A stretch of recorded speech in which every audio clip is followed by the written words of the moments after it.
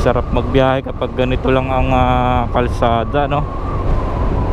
Ang tipong dire-diretso ka lang na ine-enjoy mo lang or ninanamnam mo lang ang ganda ng mga kalikasan, no?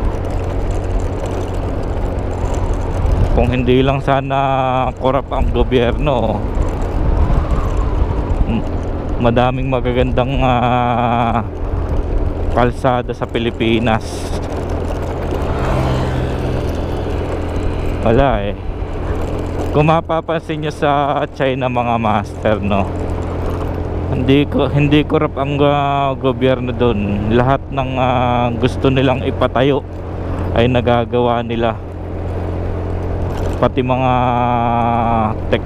teknolohiya nila ay advanced na. So sila na nga yata daw, or sila na nga yung pumapangalawa sa USA in terms sa teknolohiya, sa mga infrastruktura. Oh, ganda oh. Grabe, ang ganda.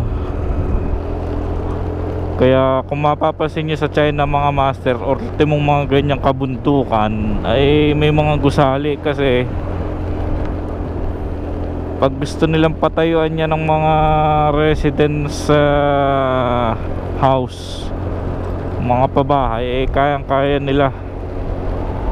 Ginagawa nga nilang pasyalan yung ganyang kabundukan na yung gusali. Tatayuan pa ng gusali.